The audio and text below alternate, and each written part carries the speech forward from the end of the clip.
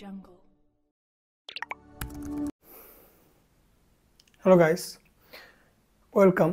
Today we are going to learn about a tense, the present continuous tense. What is present continuous tense? Present continuous tense. Present continuous tense.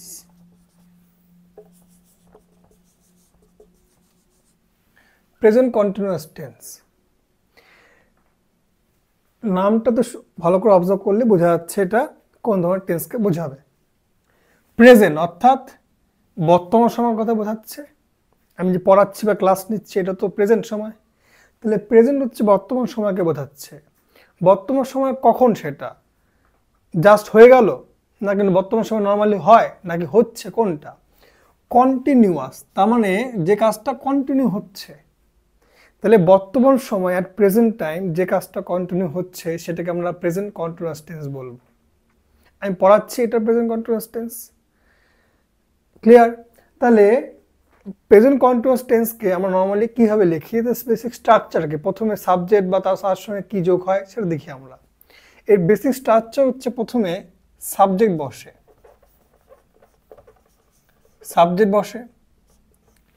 সাবজেক্টের পরে কি use করতে হয়? সাবজেক্টের পরে use করতে হচ্ছে বি ভার্ব বা হেল্পিং ভার্ব। হেল্পিং ভার্ব কি আছে প্রেজেন্টের মধ্যে? অ্যাম অবলিক ইজ অবলিক আর। তারপরে ইউজ করতে হয় ভার্ব, মেন ভার্ব, ভার্বের সঙ্গে আইএনজি, তারপরে অবজেক্ট, তারপরে যা যা আছে। তো এটা হচ্ছে প্রেজেন্ট কন্টিনিউয়াস টেন্সের মেন বেসিক স্ট্রাকচার। আমরা যদি আমরা এক্সাম্পল নেই যে আমরা এখন ফুটবল খেলছি, তাহলে সাপোজ আমরা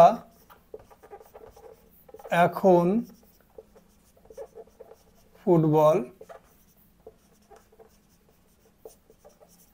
খেলছি, এই সেন্টেন্সটা যদি ইংলিশে কনভার্ট করি তাহলে সেম ভাবে বসাতে হবে। সাবজেক্ট কোনটা এখানে? আমরা, মানে উই পরে অ্যাম ইজ আর। অ্যাম তো শুধুমাত্র আয়ের পরে বসে, ইজ সিঙ্গুলার পরে, আমরা তো প্লুরাল, তাহলে আর বসবে, উই আর। ভার্ব কোনটা এখানে? ফুটবল না, খেলা, খেলছিটা হচ্ছে ভার্ব, খেলা। ইংরেজি প্লে, উই আর প্লে। ভার্বের সঙ্গে আইএনজি আছে, তাহলে উই আর প্লেয়িং। কি খেলছি? ফুটবল। তারপর কি আছে? এখন, টাইম বোঝাচ্ছে, now. We are playing football now. Subject, helping বা বি ভার্ব, ভার্বের সঙ্গে আইএনজি, অবজেক্ট আর এক্সট্রা যা পার্ট থাকবে প্রেডিকেটের পার্ট। এটা হচ্ছে প্রেজেন্ট কন্টিনিউয়াস টেন্স। তাহলে প্রেজেন্ট কন্টিনিউয়াস টেন্সকে আমরা প্রথমে নেগেটিভে কনভার্ট কী করে করবো? অর্থাৎ যে কোনো একটা প্রেজেন্ট কন্টিনিউয়াস টেন্সকে নেগেটিভ হলে কী করে লিখবো, আর প্রেজেন্ট কন্টিনিউয়াস টেন্সকে আমরা কোশ্চেন বা ইন্টারোগেটিভ কী করে করবো? প্রথমে আমরা নেগেটিভে কনভার্ট করি।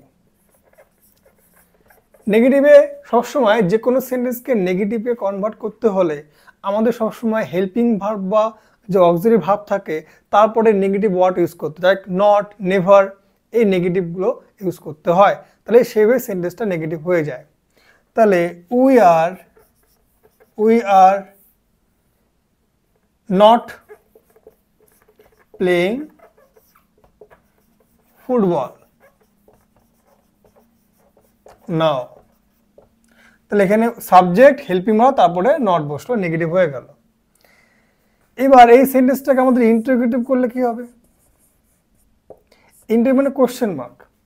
আমরা জানি যে কোনো সেন্টেন্সকে অ্যাসার্টিভ বা নর্মাল ডিক্লারেটিভ সেন্টেন্স থেকে ইন্টারোগেটিভ বা কোশ্চেন মার্ক করতে হলে আমাদের সেন্টেন্সের যে সাবজেক্টের পরে হেল্পিং ভার্ব বা বিভার্ব থাকে সেটাকে সাবজেক্ট আগে নিয়ে আসতে হয়, তাহলে সেটা কোশ্চেন হয়ে যায়। ক্লিয়ার? তাহলে এইখানে সেন্টেন্সের মধ্যে বিভার্ব কোনটা?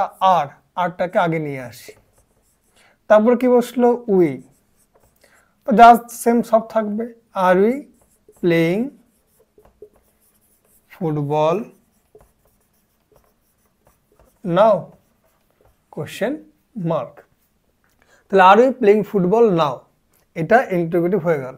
তাহলে আমরা কি দেখলাম, যে কোনো সেন্টেন্সকে ইন্টারোগেটিভ করতে গেলে তার সাবজেক্টের পরের যে বিভাব থাকে সেটাকে তার আগে নিয়ে আসলেই আগে নিয়ে সেটা ইন্টারোগেটিভ কোশ্চেনে কনভার্ট হয়ে যায়। তাহলে এটা হচ্ছে আমাদের প্রেজেন্ট কন্টিনিউয়াস টেন্স, অর্থাৎ বর্তমান সময়ে প্রেজেন্ট টাইমে যে কাজটা কন্টিনিউ করা হচ্ছে সেটাকে বোঝাতে গেলে আমাদের প্রেজেন্ট কন্টিনিউয়াস টেন্স ইউজ করতে হয়।